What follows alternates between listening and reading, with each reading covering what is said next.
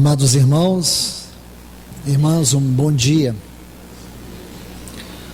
Eu quero convidá-los a abrirem as suas Bíblias aqui no Evangelho de Lucas, o capítulo 23 e o versículo 34. O meu desejo é compartilhar com vocês, se o Senhor nos permitir, em algumas oportunidades aqui na reunião da mesa do Senhor, sobre as 7 palavras da cruz. Esse tema é um tema muito antigo. Muitos irmãos do passado, muitos outros contemporâneos também, falam sobre este tema, as 7 palavras da cruz. É um tema inesgotável, porque este tema ele vai tratar daquelas 7 últimas frases que o nosso Senhor proferiu lá na cruz. Todos nós sabemos que uma pessoa muito amada, se ela tem a oportunidade antes de morrer, e ela abrir seu coração na certeza da morte, aquilo que ela vai proferir, com absoluta certeza, constituirá as palavras mais importantes de toda a sua vida. Imaginemos isto na luz da pessoa do nosso Senhor e da sua obra. Quando você se depara com estas frases ditas pelo nosso Senhor, a conclusão que chegamos é que estas 7 palavras, 7 frases, elas constituem o seu coração. É um resumo da forma mais profunda de toda a sua pessoa e de toda a sua obra. E nós temos que capturar a essência dessas palavras, pegando uma por uma, porque a sua obra, a sua morte, não foram coisas simples. Todos nós sabemos que a obra do Senhor e a morte do Senhor lá na cruz, em nosso lugar, foi a ação mais profunda da divindade. E nós temos que agarrar a isso com muito zelo, porque podemos tomar apenas pequenas frases e perder a sua essência. O que está por detrás de cada uma dessas palavras, de cada uma dessas sentenças, constitui o aspecto mais profundo do coração do nosso Senhor Jesus.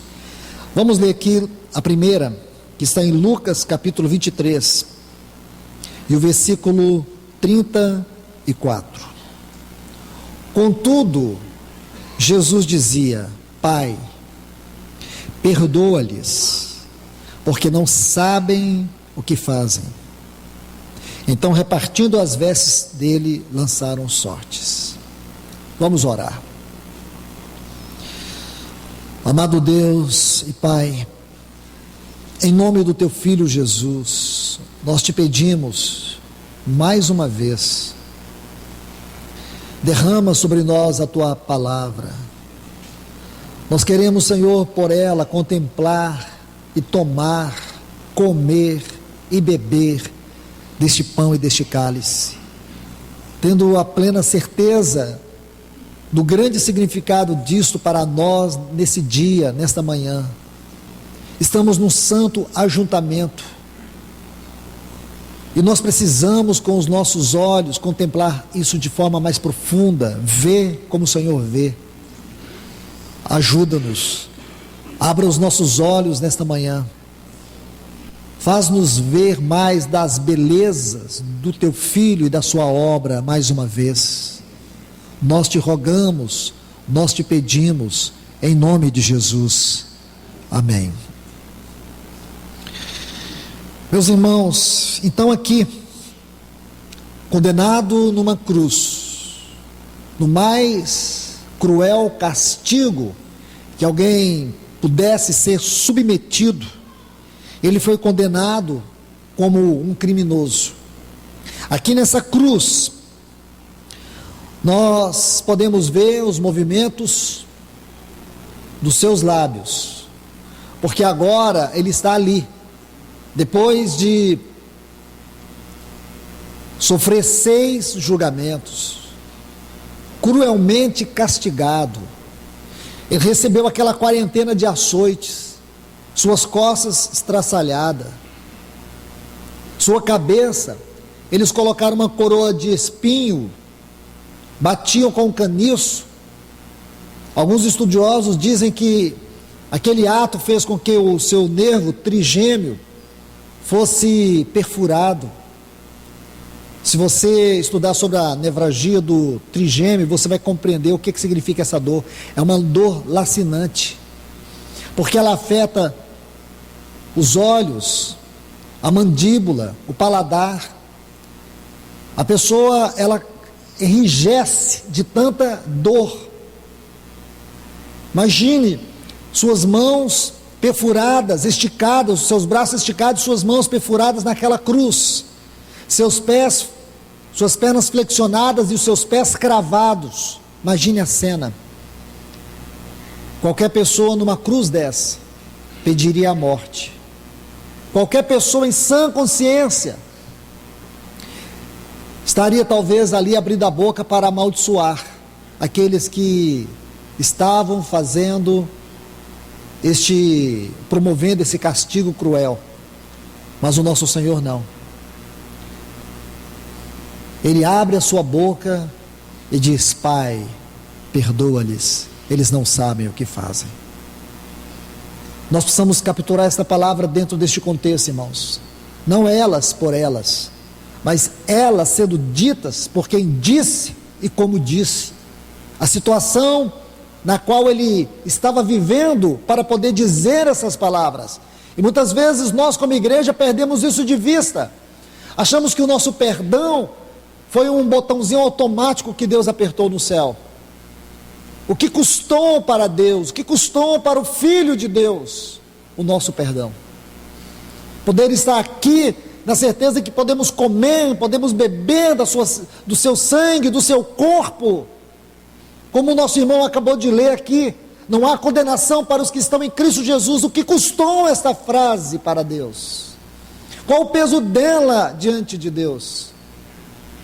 O significado está aqui diante dessas palavras.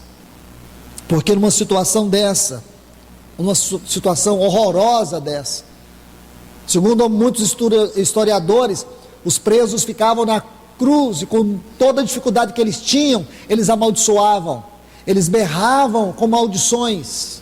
Não é o que está acontecendo aqui. Imagine, sua primeira frase dita foi uma frase de oração, de intercessão. Foi de intercessão. Lembra, Isaías 53, 12, diz assim: pelos transgressores intercedeu. Os transgressores somos nós. Pelos transgressores intercedeu.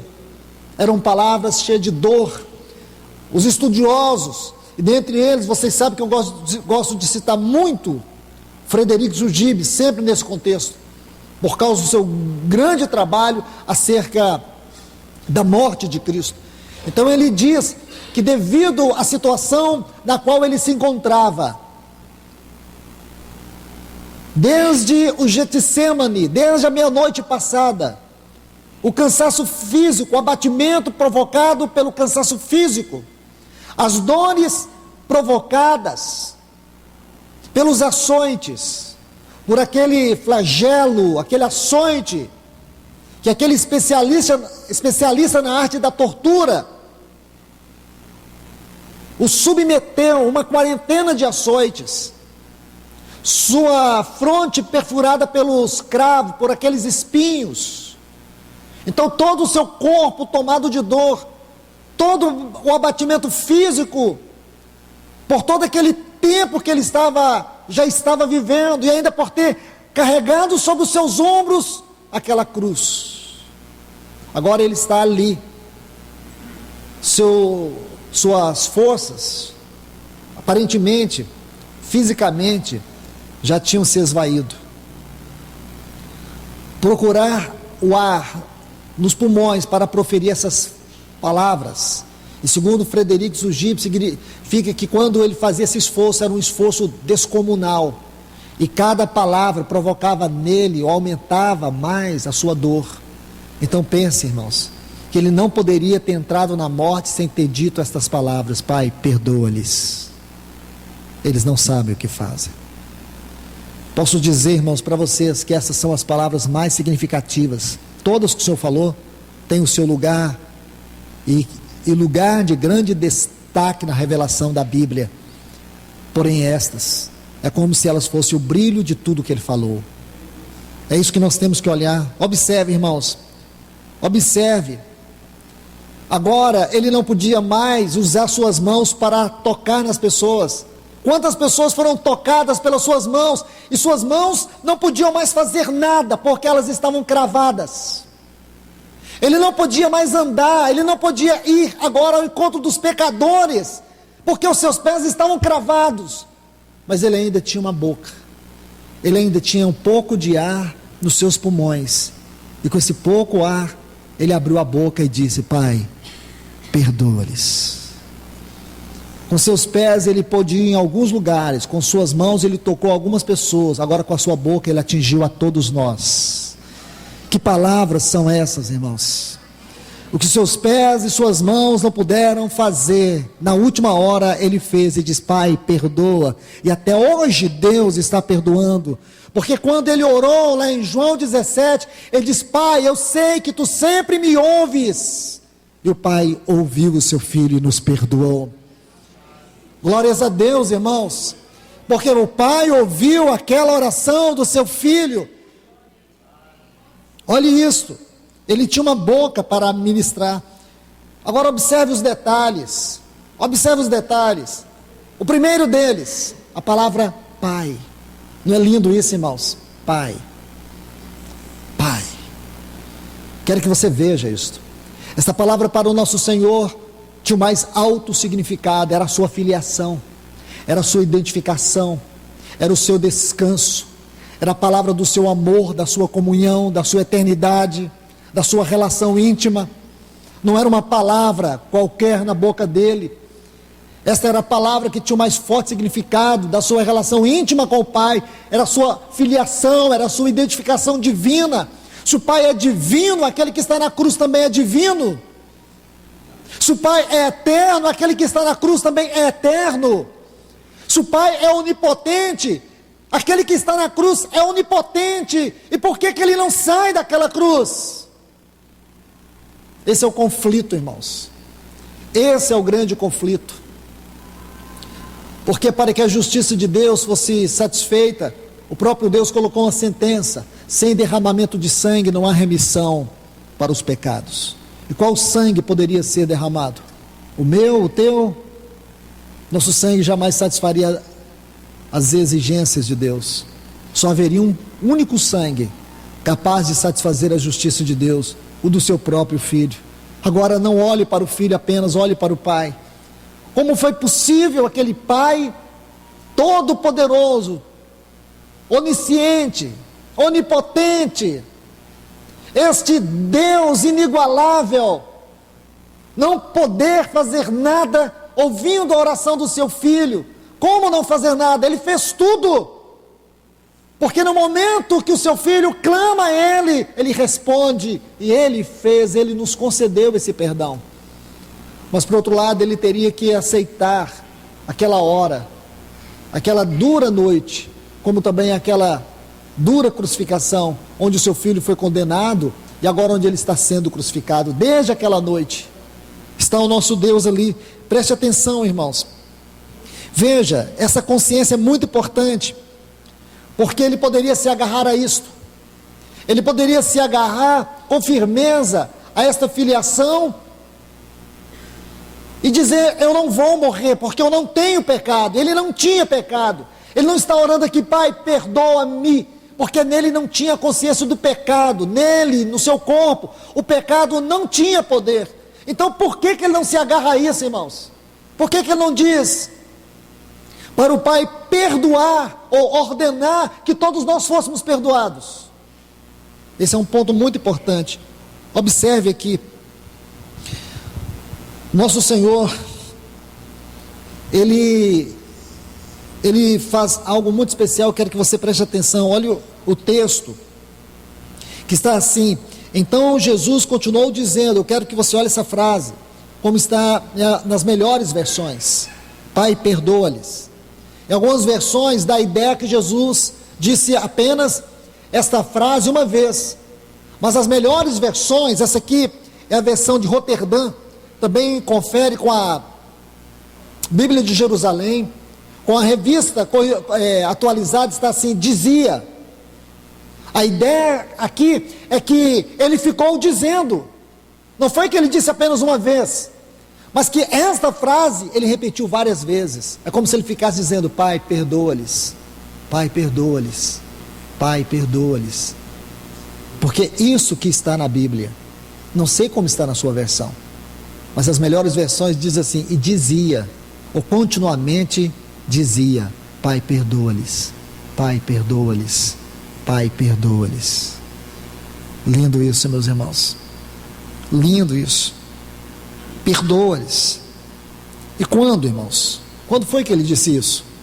Quando o ódio daqueles judeus desferiram nele todos aqueles golpes, quando esses judeus estavam ali no clímax da rejeição, quando aqueles religiosos perpetraram o mais horrendo crime contra o justo e santo Filho de Deus, quando o Cristo de Deus, o Filho de Deus, o Criador do universo, foi de forma horrenda expulsa deste mundo, na mais cruel de todas as mortes, quando a maldade, toda a perfídia humana alcançou o nível mais baixo, foi aí, irmãos, diante daquela multidão furiosa, ele olha para eles com aquele olhar de ternura, com seus olhos saltando de dores, ele olha e diz: Pai, perdoa-lhes, eles não sabem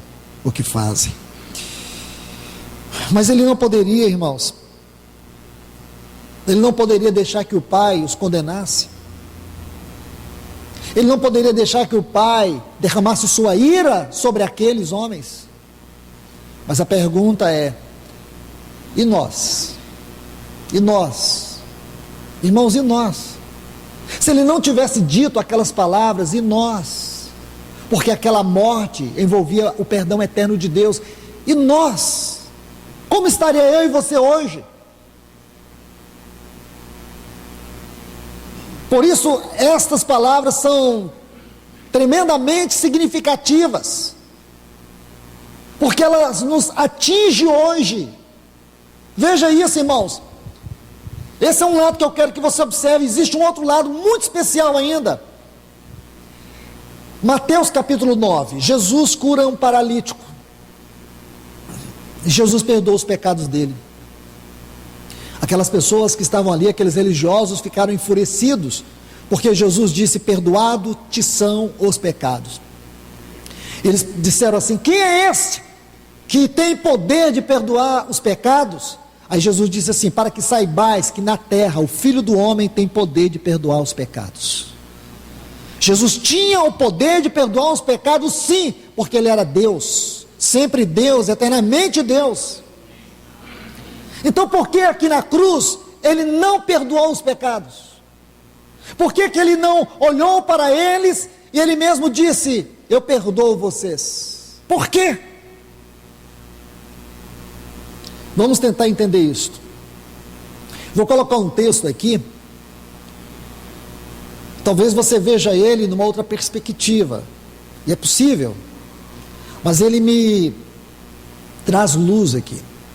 João 12:32 diz assim: e quando eu for levantado da terra, eu atrairei. A palavra ali é: eu vou agarrar todos a mim. Quando eu for levantado da terra, eu atrairei todos a mim mesmo. João 12:32. Agora eu quero que você veja esse texto, Marcos 9:6. Filho do homem, pode colocar os dois textos juntos aí. O Filho do homem tem sobre a terra autoridade para perdoar pecados. E porque agora ele abre mão dessa prerrogativa, por que ele mesmo não perdoa os pecados? Sabe por quê, irmãos? Porque agora ele não está na terra, ele está suspenso na terra, ele foi levantado. Ele não está no lugar de autoridade, ele está no lugar da condenação. Porque ali ele tomou o nosso lugar de condenação. Compreende? Agora, ele toma o nosso lugar de condenação. Não poderia ele mesmo fazer as duas coisas. Então ele toma o nosso lugar. Aquilo que Paulo diz em Filipenses capítulo 2. Ele se tornou obediente até a morte, morte de cruz. Ele, sendo Deus, ele não usurpou o fato de ser Deus e de ter esta autoridade. Antes, a si mesmo se humilhou, ele se esvaziou para assumir o nosso lugar de condenados naquela cruz. Ele assumiu o lugar de todos nós. Por isso agora ele pede ao Pai: Pai, perdoa-lhes.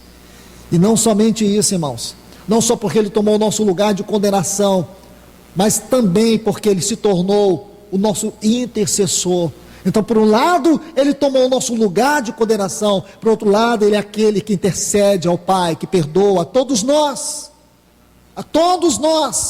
porque, irmãos, se você e eu estivéssemos ali, com certeza, na posição dele, nós deixaríamos que aqueles assassinos fossem entregues à ira de Deus, à própria condenação.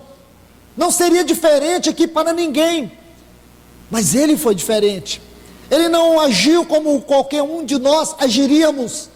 Veja o que ele fez. O seu coração transbordou numa oração que, presumo eu, deve ter encantado os anjos. Eu creio, irmãos, na minha visão, que os anjos dos céus ficaram como que encantados de ver o coração do Senhor transbordar de amor numa hora daquela. Hora do ódio, hora do pavor, hora da injustiça, hora da condenação, e alguém está ali na cruz, sem culpa alguma. Ele não tinha culpa, mas ele assumiu o lugar dos culpados. Ele não tinha pecado, mas ele assumiu o lugar dos pecadores. Quem é esse, irmãos? É aquele Filho de Deus que diz Pai, aquele que é um com Deus, é Deus com Deus, aquele que sempre foi o eterno e amado Filho de Deus. Ele vai lá no seu lugar, no meu lugar, e ele diz: Pai, perdoa-lhes. Ele assume o nosso lugar de condenação. Como você vê isso, irmãos? Como que nós podemos ver isso? Você vê aqui, há mais coisa implícita nessa súplica, do que nós podemos olhar assim de maneira superficial. Há muito mais coisa. Você vê que nesta oração, irmãos, quando ele diz Pai, perdoa-lhes, e não perdoa-me, mas perdoa-lhes, o que significa? Que há uma tônica de substituição. Deixe-me dizer isso. Se ele se coloca como condenado, se ele não diz assim, perdoado são os pecados, não, mas Pai, perdoa eles. Então o que nós podemos dizer aqui? Existe aqui uma substituição, de maneira explícita, irmãos, não é implícita não, explícita. Sabe o que ele está dizendo? Pai, perdoa eles e condena a mim. Ou não é? Ou você tem outra forma de ver isso? Não teve, porque se você olhar lá, foi o que aconteceu, não teve outra alternativa. Nas suas palavras, ele está dizendo justamente isso: Pai, perdoa-lhes e condena a mim, porque ele aceitou ser condenado no nosso lugar. Eu vou repetir, ele aceitou ser condenado no meu e no teu lugar. Ele aceitou estar no lugar onde estaria Barrabás. Ele aceitou estar no lugar onde estariam aqueles assassinos, aquele especialista na arte da tortura, aquele que o transpassou, aqueles que rasgaram suas vestes, aqueles que batiam com caniço na sua cabeça. Todos estes, ele tomou o seu lugar lá na cruz. Então esse é o verdadeiro sentido da oração do nosso Senhor Jesus. Porque essa palavra perdoa, irmãos, a palavra perdoa significa dispensar fora, tirar fora. Mas essa não é a maneira de Deus. A maneira de Deus é o que está em Hebreus 9:22, sem derramamento de sangue não há remissão de pecados. O que significa que para perdoar, Deus teve que sofrer, teve que Ele mesmo receber em seu Filho toda a dor dos nossos pecados. Como disse Paulo, aquele que não conheceu o pecado. Imagine isto, o pecado nunca fez parte da natureza divina. O pecado nunca esteve, direto ou indiretamente, ligado à essência divina. Nunca! Então veja que Deus não precisaria salvar pessoas como nós. A única coisa que Deus deveria fazer com pessoas como nós era nos condenar eternamente. Porque pecados e pecado nunca fizeram parte do reino celestial de Deus. Deus viveu eternamente e vive eternamente e viverá eternamente num reino de glória onde o pecado não entra. Então como que Deus, irmãos, como que Deus se limitou a tal forma de perdoar pessoas como eu e você? Como que você chama isso? Isso chama amor, isso chama graça, isso chama misericórdia. Ele não precisaria nos amar, porque Ele viveria bem sem nós, mas Ele quis criar pessoas tão complicadas, tão miseráveis como eu e você, e amá-las da mesma forma que o seu santo Filho sempre foi eternamente amado. Glórias a este Deus eternamente. Ele diz: Pai, perdoa-os, porque eles não sabem o que fazem. Vamos colocar dois textos aqui, irmãos. O primeiro é uma declaração de Pedro em Atos, capítulo 3, e o versículo 17, quando ele diz assim: irmãos, eu sei que o fizeste por ignorância, como também vossas autoridades. Atos 3:17, Pedro disse: irmãos, eu sei que o fizeste por ignorância, assim como também vossa autoridade, ou vossas autoridades. Um outro texto adicionado a este, é 1 Coríntios, capítulo 2, versículo 8, Paulo diz: se a tivessem conhecido, jamais teriam crucificado o Senhor da glória. Aqui você vê, irmãos, que o Senhor Jesus não está desculpando a ignorância deles. Ele disse assim: Pai, perdoa-lhes, porque eles não sabem o que fazem. Porque a ignorância deles não os isenta da maldade. A ignorância possa suavizar talvez a culpa do pecado, mas jamais pode perdoar o pecado. E por último, Deus jamais reduz proporcionalmente as suas exigências ao nível da nossa ignorância. Então a ignorância não suaviza a condenação de ninguém. Uma pessoa não deixa de ser culpada porque é ignorante. Isso é muito importante. Agora o Senhor Jesus diz: Pai, perdoa-lhes, eles não sabem o que fazem.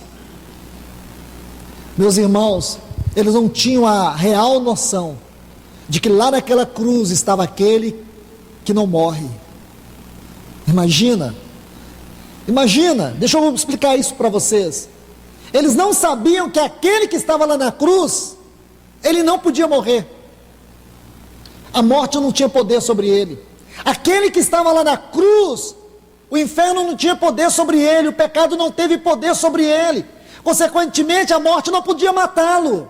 Ele poderia estar pendurado até hoje naquela cruz. Ele só morreu porque ele deliberadamente entrou na morte. Ele disse: Pai, em tuas mãos eu entrego o meu espírito. Ele entrou na morte. Então eles não sabiam que ele era o Filho de Deus, o Deus com Deus, aquele que não só criou o universo, mas como também sustenta o universo. Ele sustenta o universo com a palavra do seu poder, colocando em ordem todas as coisas. Eles não tinham noção. Eles não tinham noção de que aquele que eles mataram é o Messias que eles esperavam. Só que o Messias não veio para eles como eles queriam. Eles queriam um Messias político. Esse Messias não veio trazer o reino deste mundo, porque ele não era deste mundo. Esse Messias veio trazer a revelação do reino de Deus.